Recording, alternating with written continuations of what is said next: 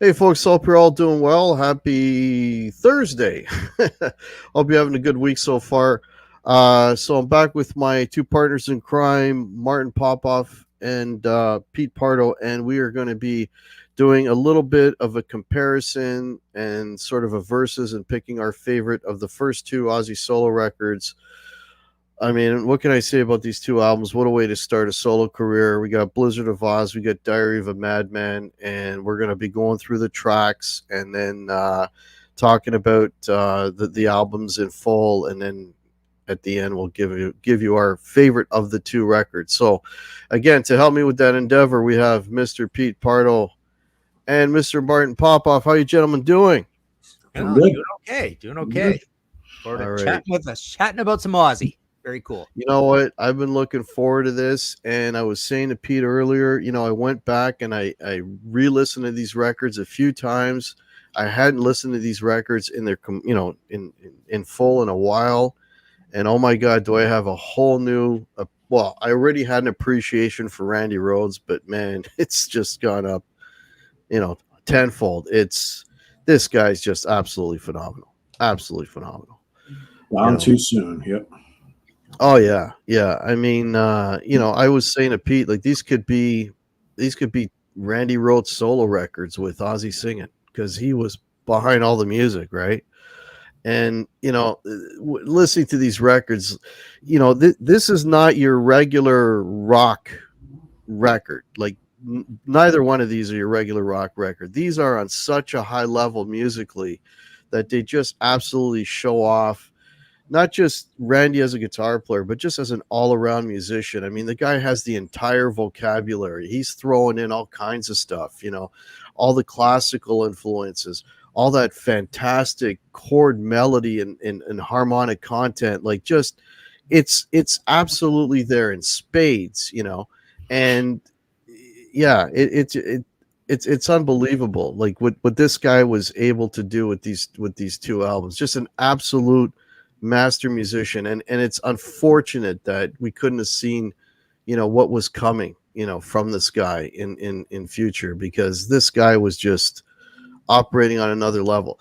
I mean, this stuff is it's so musically intense and complicated without being prog. That's the thing. It's still a rock record. They're still playing 4 beats to a measure. It's still that same beat, but musically, I mean, it's absolutely up here. Killer stuff. I think also, in addition to Randy Rhoads, I think we have to give a lot of credit on these two albums to Bob Daisley and Lee Kerslake. Yes. Well. Because, when you really think about it, you take those three guys out of the equation for all the albums going forward. And to me, I don't think the quality of Ozzy's solo career has ever hit the highs of these two albums. It's almost like you have these two that started it all off, and you have plenty of fine albums to come, but I don't think any of them are like approaching the genius level of what is going on with these two albums. Yeah, there's definitely a drop off. I mean, I know Bob wrote, from what I've read, he's basically written all the lyrics for him, and some of his bass line, and Lee Kerslake, man, his drumming on these records is fantastic. Really good. And some of those bass lines, and I'm going to mention them as we go through. There's certain songs where, like, as great as Randy's solo is, listen to that bass underneath, just like, because at the end of the day, we're talking a 3-piece band, and there's a lot of space to fill, and he's right in there, like just playing up a storm, like fantastic. So what I was thinking of, we should maybe handle sort of the same way we did the Black Sabbath is, we'll talk about Blizzard of Ozz, and we'll look at, maybe go through the first side of it, and then go around, and then we'll go or talk about the whole album. It's up to you guys, and then talk about Diary. I think it'd be probably better if we went side by side because there's a lot to talk about. Maybe go a side of Blizzard, and then go around and do the second side of Blizzard, and then do the same thing with the Diary, and then at the end of the day, whichever one you guys prefer. And I was saying to Pete, I 100% thought I knew which record I was going to go with, and then listening to these records back to back, I actually changed my mind. So there you go. All right, so Pete, let's go through Blizzard. Yeah, I was just sitting there thinking, Martin, maybe you remember, what was the first song that was released from Blizzard of Ozz that was played on the radio before the album came out? Man, I'm not sure. Was it I Don't Know, or did they release either Crazy Train or Mr. Crowley first? I don't remember. I don't know. All I remember clearly is that my first copy was a UK copy. I bought it just like I bought any other new wave of British heavy metal album, in Spokane, with your Tigers and Maidens and Angel Witches, and there it was one day. Different back cover. This, unfortunately, I don't have my original anymore. That's the back cover on the American one, but the other back cover was the really cool, one of them standing there and looking, really cool, dressed cool, and just looking like a great badass band kind of thing. But no, I don't remember how this came about on radio at all. Yeah, I don't either. Something tells me it was I Don't Know, but I can't. I honestly don't know. I don't know. I don't know. Here's a little something. I'm just looking at the Wikipedia page. So the album comes out September 12th, 1980. Crazy Train says August 29th, 1980. So maybe it was Crazy Train. 2 weeks before the album comes out, Crazy Train is being played. And then it mentions Mr. Crowley as a later single. So that's all it's saying, right? Because I specifically remember them hearing a song on the local FM rock radio station before the album came out, and that prompted me to go out and get the album when it came out, because I bought this, if not the day it came out, shortly thereafter. And I remember, taking it home. And again, this is 1981. I was freshly 1980 for the first one. Right? 80, I'm sorry, yeah. So I'm like freshly a Sabbath fan from like about a year before. So like I literally got introduced to Sabbath after Ozzy was already out of the band.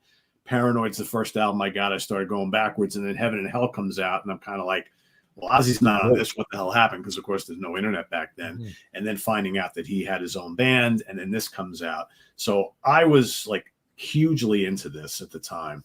And ironically enough, the first concert I ever saw was Ozzy Osbourne with Randy Rhoads with Motorhead opening, and what a first show to see, right? Yeah, I'm a 14-year-old kid, and there's Randy Rhoads with this polka dot flying V right in front of me, and I'm like, whoo, nice. This is awesome, right? But yeah, I mean, the album, to me, there's a lot of iconic stuff on this album. You can make an argument that the production isn't as good as the second album. I personally think Randy's guitar tone is a little bit cleaner on the follow-up record than it is here. He's got this kind of buzzsaw thing going on here. Yeah. And I think that's due to the production. Not that I'd mind that at all, because it's a metal record, for crying out loud, right? But I mean, there's some amazing songs on here, and I Don't Know is a great opener. Obviously, you got Crazy Train and Mr. Crowley are the big tracks on here. But man, Suicide Solution is just a kick-ass song. Goodbye to Romance. That was never really my thing. D is a really cool little piece from Randy. No Bone Movies to me is like a remake of Rock and Roll Doctor from the Technical Ecstasy album. Never been a huge fan of that. It's kind of a goofy song, whatever. It's all right. But Revelation Mother Earth is absolutely terrific. That's kind of proggy. That could have come off of Sabotage for me. It's got that vibe. And then Steal Away is a lot of fun. But, for me, you've got half of it's like mandatory tracks, a couple deep low tracks, and a couple that are like okay, but nothing spectacular. I will get to the other album, and I'll talk more about that there. But I still think, listening back on it now, it still holds up really, really well. I think Randy's choice of riffs and solos are incredible. You can kind of hear his influences, but he's doing things a little bit differently. I know at the time, a lot of people are like, well, he's kind of like an Eddie ripoff. And like, all these years later, you get little things here and there, but I don't really think he obviously was influenced by Eddie quite a bit, but I hear some Schenker going on there, maybe some Uli Roth using those kind of like Teutonic meets classical type things, but it's a very, very musical album. There's a lot of good hooks on here. I mean, Ozzy sounds really good. We know Ozzy was going through a rough time in his life right before this, right? You know, he's thinking his career was over and drinking himself, you know, into a stupor on a regular basis. But he sounds great here. But I think, you know, Hack, something you and I were talking about before, it's almost like this is like a Randy solo album partnering up with Kerslake and Daisley, and then Ozzy just kind of shows up and sings the songs. Sings the songs, yeah. Right. And it's so it's almost like it's an actual band. It's not like an Ozzy solo record at all. I would argue that a lot of the other Ozzy albums to follow were more like solo records. This is like a band. Yeah. And it excels because of that. So yeah, I mean, a lot of great songs on here, a lot of classic songs on here. I would say out of the two albums, the more iconic tracks are on this one. You can maybe make the argument that the other album might be a little stronger start to finish. I guess it's based on preference. I know a lot of people who like one over the other pretty clearly. So I guess we'll talk about that during the end. But that's kind of my take on Blizzard. I always thought the album cover was absolutely terrific. I mean, how evil looking was this? I remember going and picking this out of the rack and thinking, yeah, look at that. That's awesome. He's got the cross. And yeah, we were all into this back in the day. We had our Ozzy shirts and everybody loved this. And Ozzy was kind of like the king. But yeah, really, really great album. Classic album. Well, wasn't the whole idea supposed to be Blizzard of Ozz being the band? The name of the band, yeah.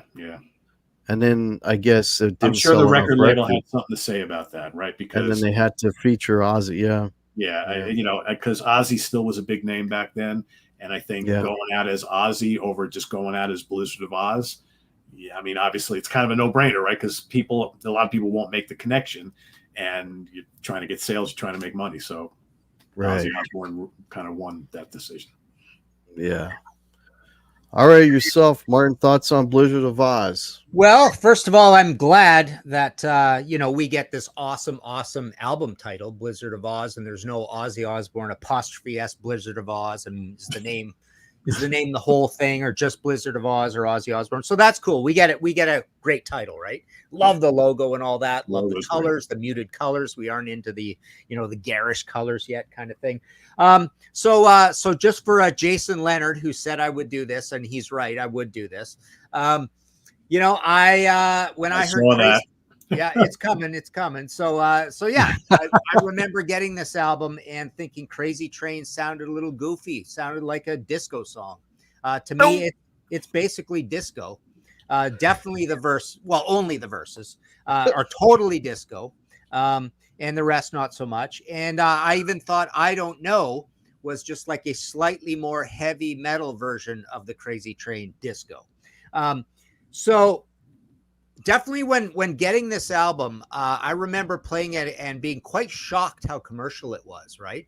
It seemed like it ignored that the new wave of British heavy metal ever happened. It doesn't seem particularly American either. It just seems like it just borrows some nice commercial things from the UK and from America. But I remember playing it and thinking, wow, this is really mainstream, right? Because I love I Don't Know. I quite like Crazy Train, even though it's disco. Never was into Goodbye to Romance or D. I don't think Suicide Solution, both the two most heaviest songs on this album, Suicide Solution and Steal Away the Night, I thought had a little bit of 70s ordinariness to them.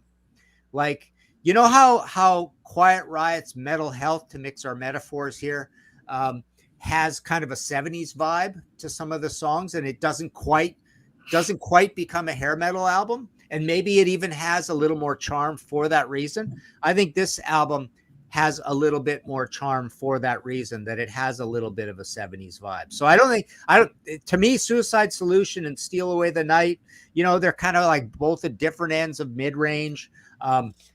Mr. Crowley is super interesting, but I remember as a kid thinking it wasn't heavy enough.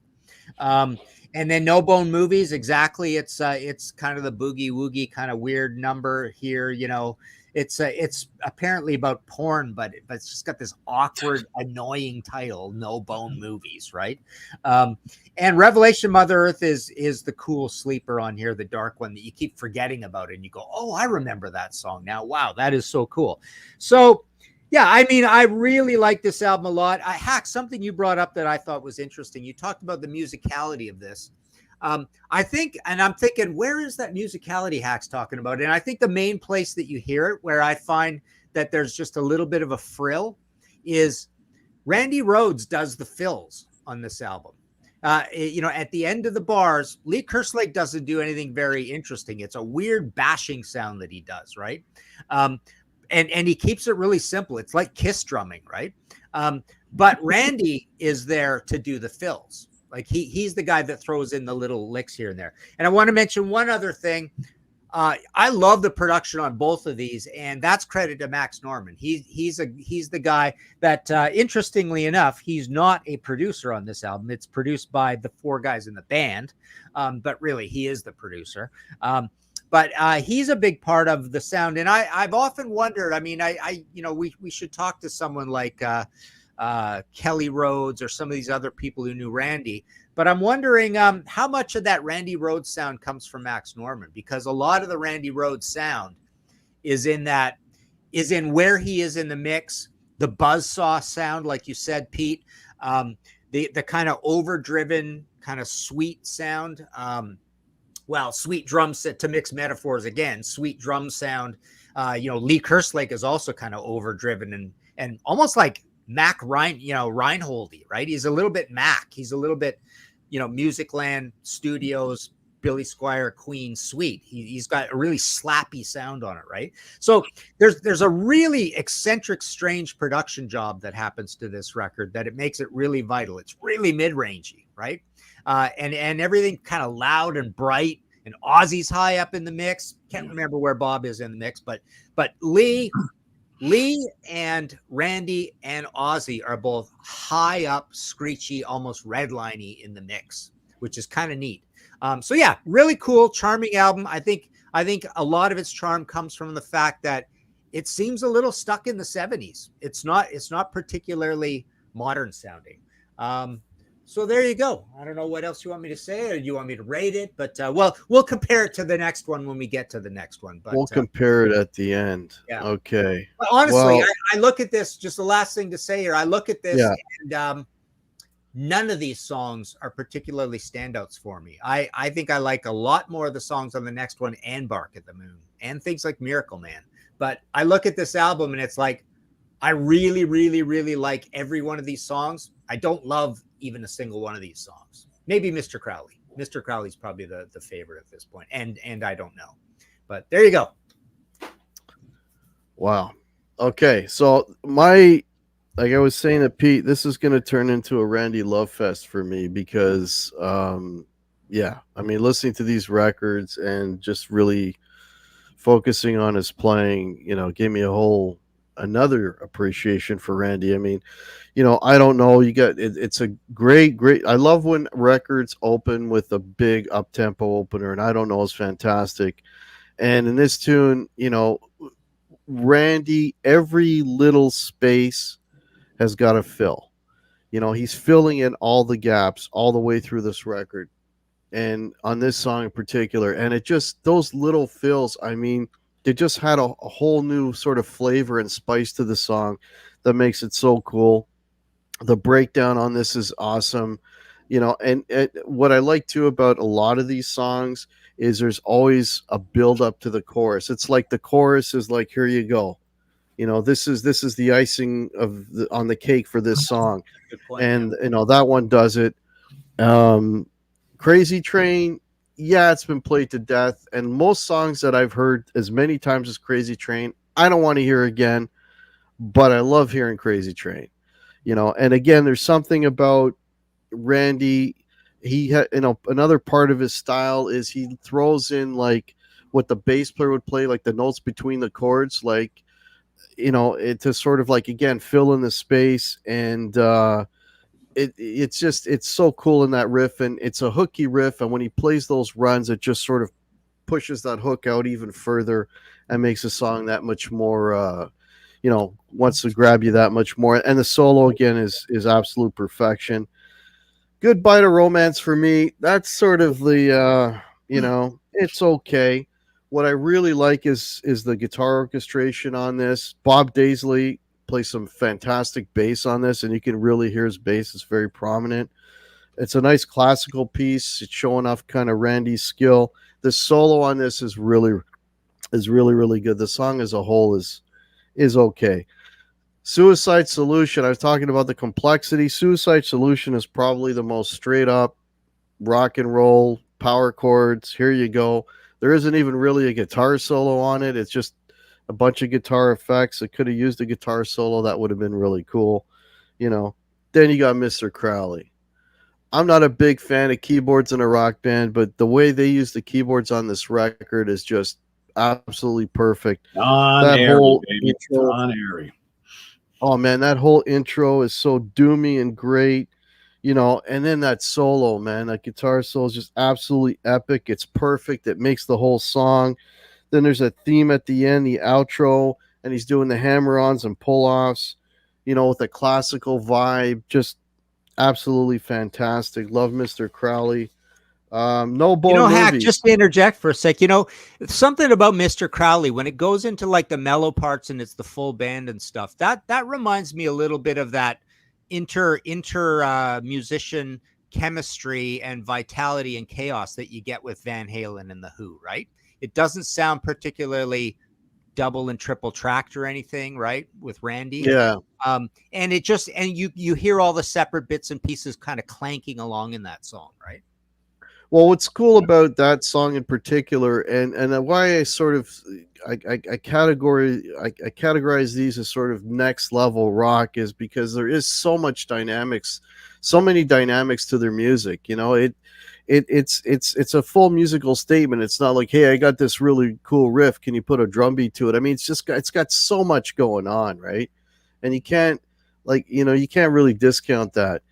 You got No Bone Movies, fun up-tempo track, and if you listen to Randy's rhythm playing, his accompaniment, he's playing the chords, but then he's playing these like inversions in between and all these fills, and he's laying this amazing pad for Ozzy just to belt over. He's like a one guitar army, it's amazing.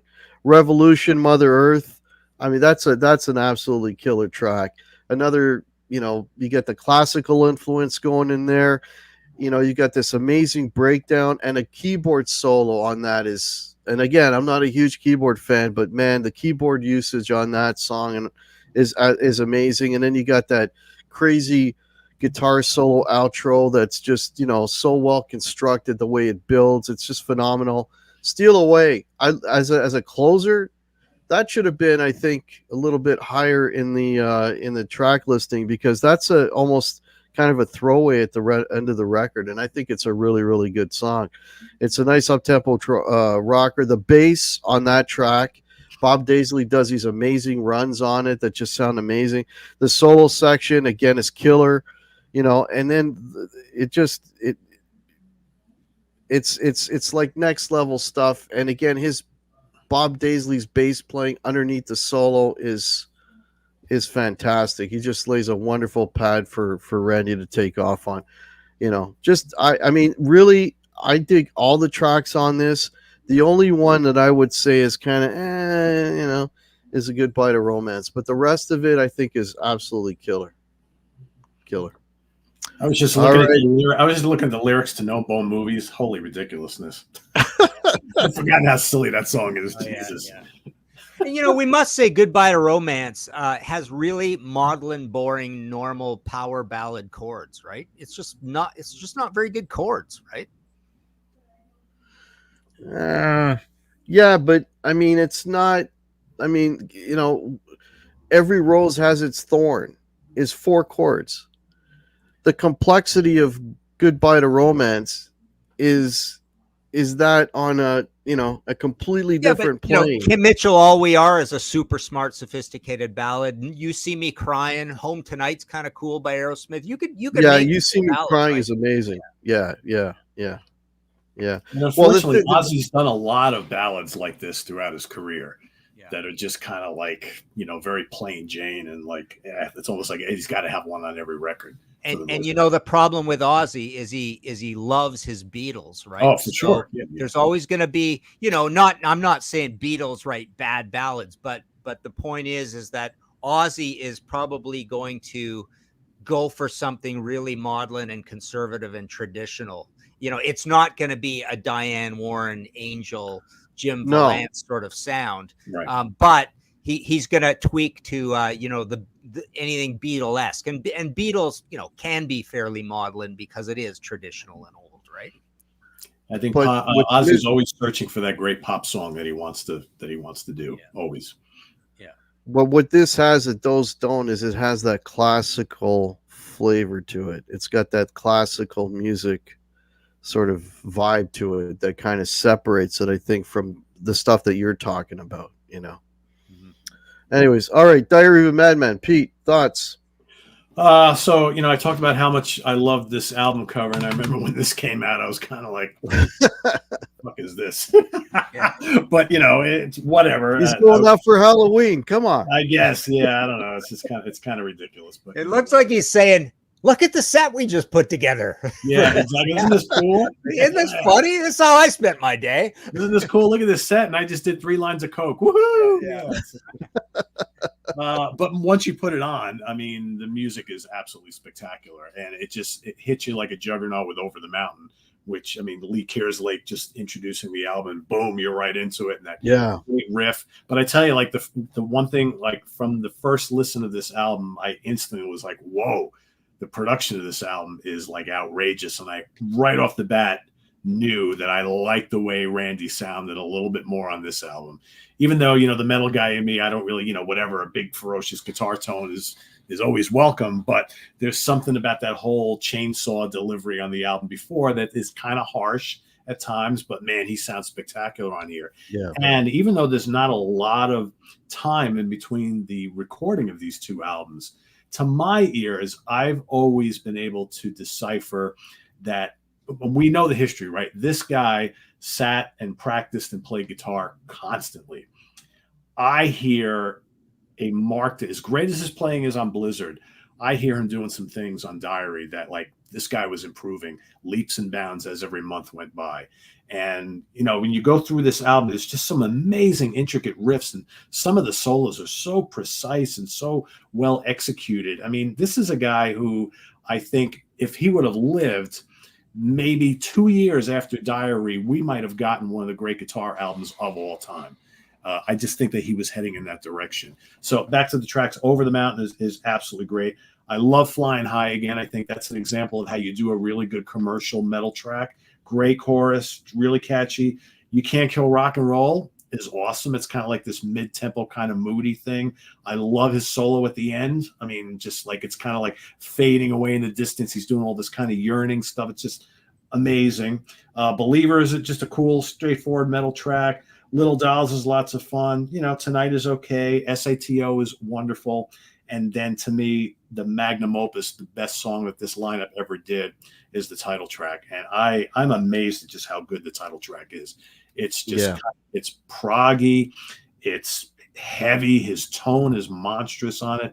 The solo is great. Ozzy sounds great. There's an atmosphere to that song that's just so awesome. I like the way the whole song just kind of takes you on this journey, right? It's got all these little parts and stuff. It's heavy, it's light, it's moody, it's atmospheric, it's heavy at the end again. Just so good. The whole ending just sends chills up and down your spine, you know? The vocal is perfect. I mean, I think to me, you know, maybe one song on here I might consider skipping from time to time, but I find start to finish, this one satisfies me more. There's a couple more, there's more iconic tracks on here, and I think that's because that was the first one, but I think this is a stronger album. And when I want to listen to Randy and this version of Ozzy's career, I will always pick this one first. So I just kind of let the cat out of the bag. This is my favorite of the two, and it's really not even close. I just get much more enjoyment out of this album, and I think it has better deep cuts for me anyway. So yeah, Diary. Cool, interesting. Sweet. Martin? Yeah, I agree. When this album cover came out, yeah, just the colors and everything, and it's so cheesy. And the back's pretty cool. But Yeah, to me, the first one is like a mix of Samson Survivors, Head On, and Shock Tactics. And when you get to this is a mix of Number of the Beast and Peace of Mind. Basically, it's like such an uptick in the quality of the creativity all over it. I think I literally I would be very close if I had to rank all the songs on these two albums. There might be one song on this album, or maybe two. You Can't Kill Rock and Roll and Tonight would fall a little below some of the Diary tracks, but every other song on this would be my 1 through 6 between the two. Love the production. Again, very radical, crazy production. Interestingly enough, this album is produced by Max Norman, Ozzy Osbourne, and Randy Rhoads.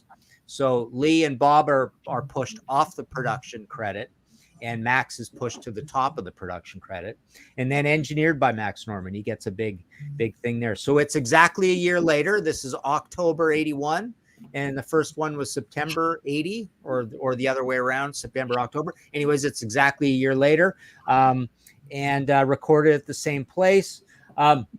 Over the Mountain, yeah, the killer Lee Kerslake intro, the absolutely scientific, super incredibly heavy metal, heavy as Black Sabbath song, amazing. Flying High Again, I actually just included in my audio podcast, History in 5 Songs, in the exiled band members on fire or whatever, and I put that in there, and I was playing it, and what a great pre-chorus. The pre-chorus is a big thing on that. And that's the magic of a lot of songs, is having a good, ambitious, long pre-chorus, right? Because that one, you just go, and then it goes Flying High Again. And, it's like the chorus, you can say they're combined together.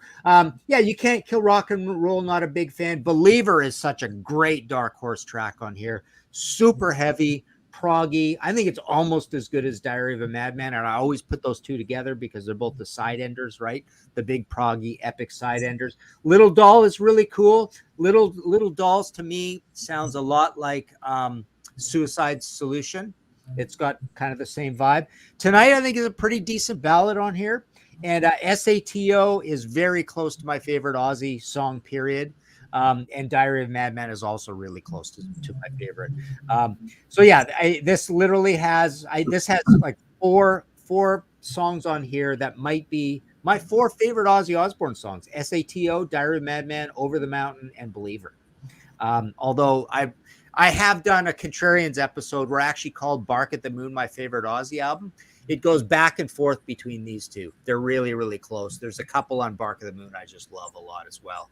I think that album's a little underrated. I don't think it's that big of a drop to that record. But I just think this is super creative. Again, it's modern, it's heavy metal, it's tricky, it's progressive, and it's very non-obvious. It's got a ton of personality that you're getting from all those 4 members of the band, which is really cool. It's cool when you have 4 members of a band and they all have a personality and they all contribute in such a huge way. And so absolute, 10 out of 10 album for me as far as I'm concerned. Now Hack's going to be the contrarian now. Watch. Well, let me talk about the record, and we'll get to that bit. So, Diary of a Madman. Yes, the production is much better on this. The guitars are not all brash. They're more full sounding, rich sounding. The drums also, I think, sound a lot better on this record. The bass is popping. It's just overall, it's just a better, more balanced, less sort of scratchy in your face, ice picky, tone to the whole record. Over the Mountain, I mean, again, I love records that start off with a killer opener, and again, there's Randy with the fills filling in all the space. That pre-solo intro is killer. There's another, and the other thing too about Randy, what I really dig about Randy is, there's always a little bit of blues to his playing, and if you listen to the solo, his first phrase is just straight up blues phrase, and then he goes off into the whole, the whole diatonic scale thing and hammers and pull-offs and everything else. And, the way he blends the blues with that classical and, extended scales is amazing. You know, a Do you great guys song. know anything about how he gets his sound? Like what is his tone? How does he get that tone? Probably a loud Marshall, and I don't know if he even throws a pedal in front of it. There's one song I'm going to mention where he uses a lot of. There's a phaser in it, but I would think, yeah, just I don't know. Maybe back then, I mean, what pedals were available? Like maybe an MXR, you know, gain pedal. I don't know. Yeah. I don't know. It's fairly basic. It doesn't sound like he has a lot going on there. No, there's not a lot of processing going on. No. I wonder if it's a little bit like the story you hear about Let There Be Rock, right? Where it was just really, really basic and everything just turned up super high at redlining, right? I wonder if it's a similar thing because you can hear a little similarity, right? They're both very, very buzzy and electrocuted sounding, right? Yeah. Yeah. Well, especially on the first record. Yeah. Flying High Again, cool mid-tempo rocker. That's where he uses the phaser on that. You know, and again, there's that. You know, again, you know, he sounds like Eddie. Yeah, he does the tapping and the hammer on and stuff, but he's not playing what Eddie would play. He's playing, in this case, a lot of the times what he does, and I love it. He basically, as the chords are changing, he's playing the arpeggios, but he's tapping and hammering them underneath it, right? And again, it's got that sort of always that classical music flair to it that sounds really, really cool. That's a great song. Brian S says Randy uses a DiMarzio Super Distortion Bridge pickup, and then Obsessive Audio says MXR Distortion Plus. Yeah, the MXR pedal's the one I was referring to. Yeah, cool. Yeah, those are back then. Yeah, those are all. MXR's been around forever, or even a lot of back then. Probably Boss SD1 was still around. There's probably. I'm sure there was already, oh God, what's it called? Tube Screamers were probably already around. You Can't Kill Rock and Roll. It's got that hooky chorus, and, you know, Randy plays the riff, and then he plays those bass notes between it. You know, just really, really cool. And the lead break is amazing. The outro, he does these really cool outro solos too that are awesome, and he does it on that song. You know, really good track. I remember that getting radio play. I remember actually those three songs I remember hearing on the radio quite a bit. Those three back in the day. Believer, it's got that menacing riff with that big honking bass tone. You know, the guitar. The other thing I should mention too, on some of these tracks, the guitar orchestration. You know, the layers of guitars he's putting with the acoustic and the electric, and then he's doing some sort of effects over top. Sounds really cool. And he does that on this. He's got these menacing effects that he's playing over the riffs that kind of add that whole atmospheric thing to it, which is really cool. And again, another one of those tracks where they build up and here's your solo. And again, he smokes it, absolutely crushes it. Little Dolls. It's kind of a plotting tune for me, you know, until the bridge section, which I really, really like. The bass on it, I'm got to hand it to Bob Daisley. The bass solo or the bass on this is really cool. The solo is also really, really cool. I mean, that's the thing. Every guitar solo is unbelievable. Like they're all amazing on every track. Tonight, I like Tonight better than Goodbye to Romance because it's got a little more dynamics to it. It's got the heavy part and then the lighter part, so there's a little bit of a mix there. The bass line on that is killer. I love the keyboards on that. Ozzy sounds really, really good on this particular song because Ozzy is singing. He's not just like up there and belting. He's actually singing on this song, and it's a really good vocal performance by him. Again, the solo is absolutely killer on that one as well. But the end of Tonight, where Randy is off the chain and he's just going for it, is, I mean, just listen to that, and it leaves me speechless anyway. SATO, killer up tempo rocker. The breakdown is amazing on this. Again, the bass behind the solo is awesome, and it's got that pick scrape. If you remember, that pick scrape is absolutely priceless. It's like, Randy, we need a fill here. It's It's the perfect pick scrape of any record. Like that's the pick scrape that I remember of all the pick scrapes in history. That's the one that registers with me. Diary of a Madman. They saved the best for last, man. I mean, come on. On this song, Randy is at the absolute height of his powers.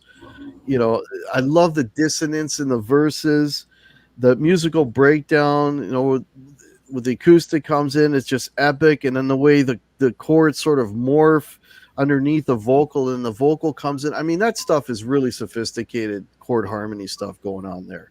You know, and that's what I mean. This stuff is on another level, man. This is not your straight up, you know, riff rocker. This is on another level. And of course, the guitar solo is again phenomenal. So, couple little trivia notes.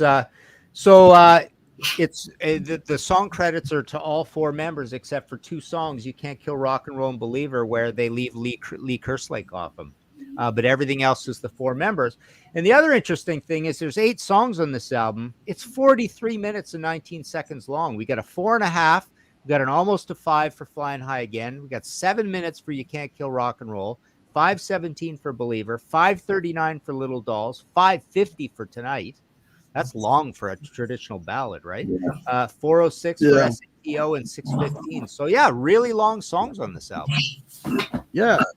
There's I mean, it's not just verse, chorus, bridge. I mean, there's all these passages that, you know, within the song, it goes in all these different directions and things. And of course, his solos, a lot of them are extended solos, which is great because that's what you want, you know. So yeah, I could see where the songs would be, you know, in that 5-minute range, you know.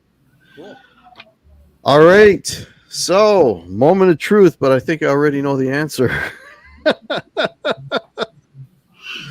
So, of the two Ozzy records, first two records, Blizzard of Ozz or Diary of a Madman, Pete, which is your favorite? Well, let's rate them out of 10 too while we're at it. Oh, okay, let's do that. Yeah. Out of 10, yeah. I mean, for me, Diary is the winner, and I give Diary an easy 9 out of 10. And I think Blizzard is great too, but that's like an 8 out of 10 for me. They're both great albums, but yeah, Diary to me is the one that I reach for. It's easily my favorite of the two. Cool. You know what? I'll go 10 out of 10 on Diary. I mean, I don't like giving out 10 out of 10s. I usually go 9.5, but I'm looking at this and there's really not an entire song that I don't greatly appreciate on this. So yeah, I'll go 10 on this, and I'll go 8 on the debut. All right. Well, I mean, there's not a lot separating these two records, and actually on Blizzard, the only song I'm not crazy about is Goodbye to Romance, where on the Diary, there's not any song that I'm not happy with, but listening to them back to back in full, I was actually leaning more towards Blizzard of Ozz. Maybe because it's got more up-tempo stuff on it. I don't know. It had my head bopping a little bit more than the other one. So, Hack, let me ask you. So, if you were to pick your 3 favorite songs across both albums, what would they be? They're probably all on Blizzard, right? No, would they be all on Blizzard? No. On Blizzard, Mr. Crowley is right up there. Hang on. Let me just go through the tracks again.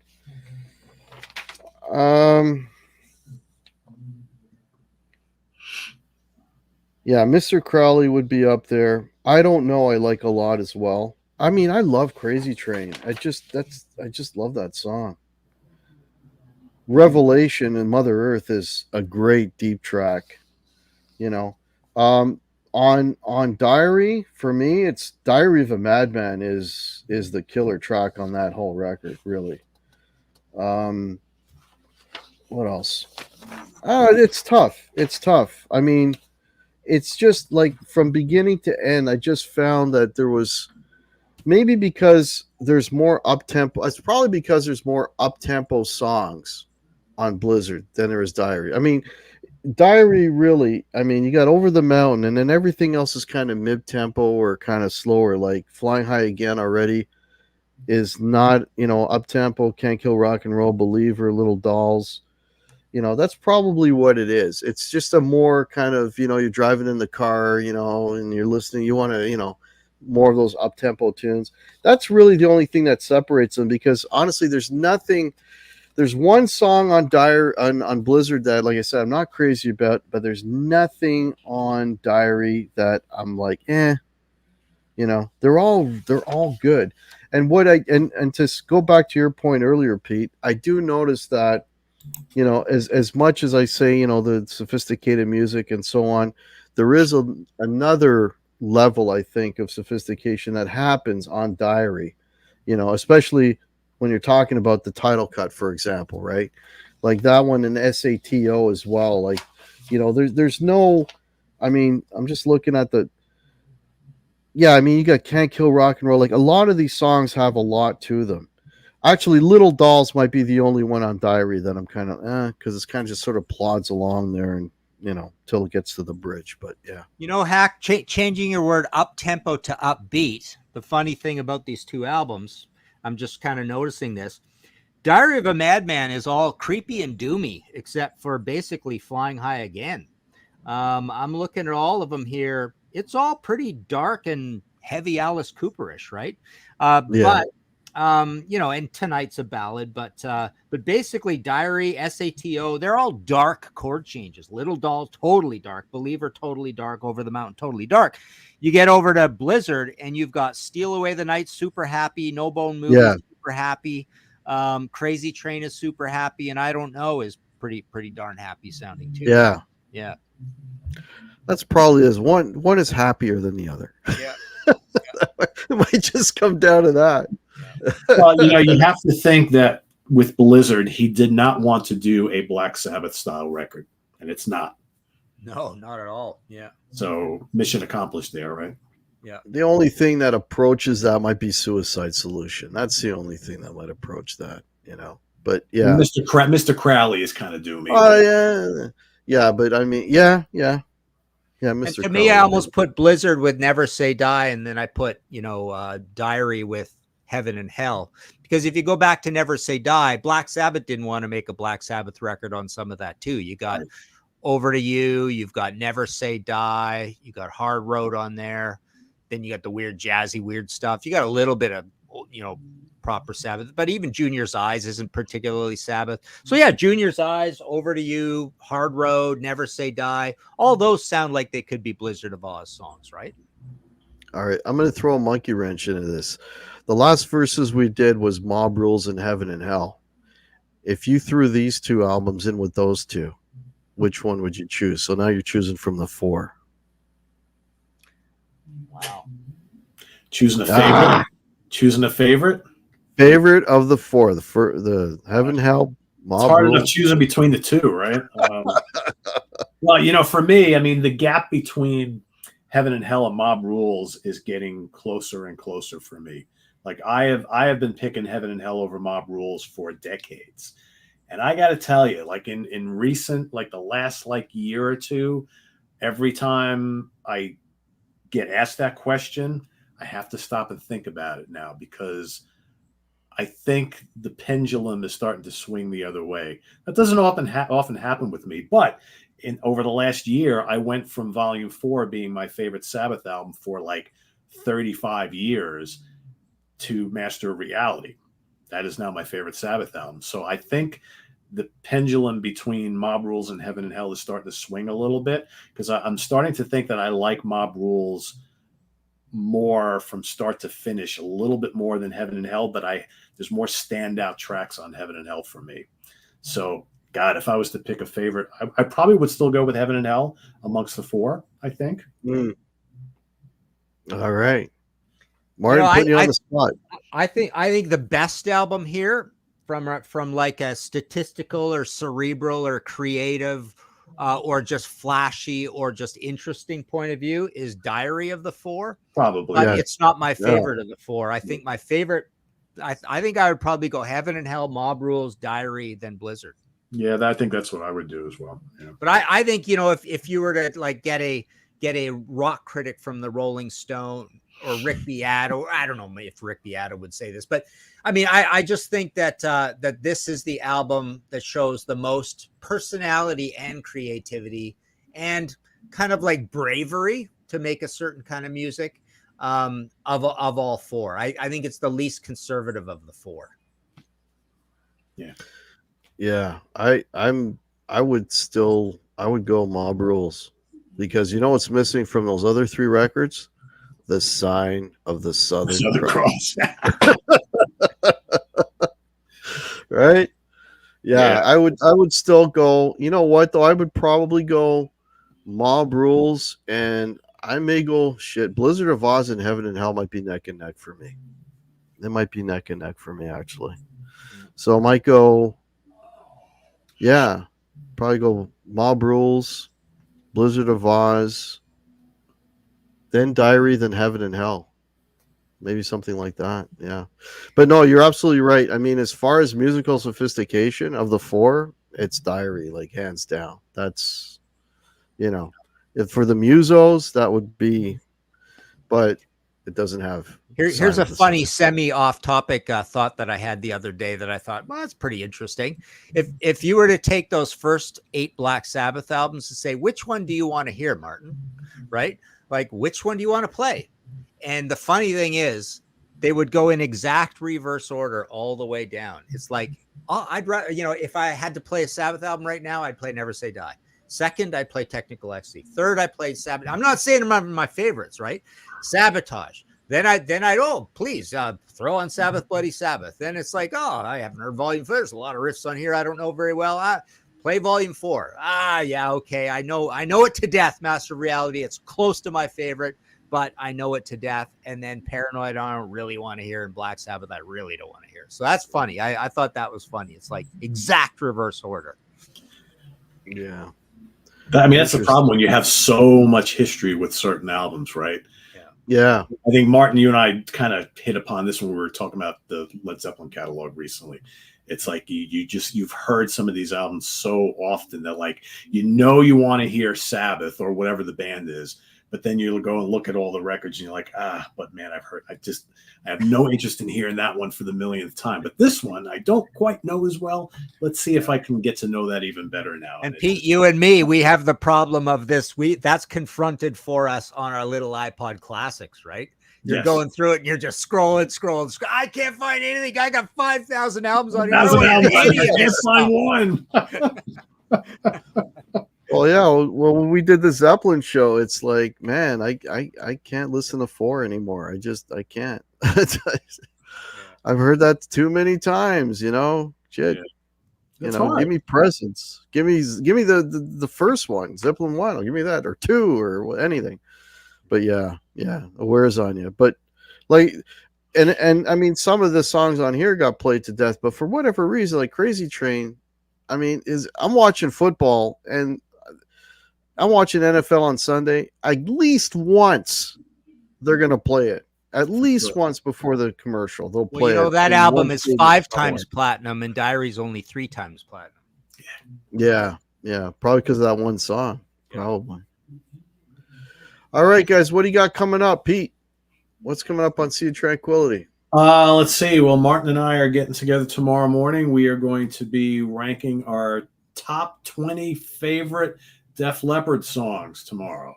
Oh, so that's tomorrow morning. So for all you folks watching, head on over to SOT roughly about 10 or 10:30 tomorrow morning for that. And I'll be ranking the albums of Steve Lukather on Sunday. Speaking of good guitar players or great guitar players, Steve Lukather from Toto, I'm ranking his solo albums on Sunday. So that's coming up on SOT this weekend. Cool. What about yourself, Martin?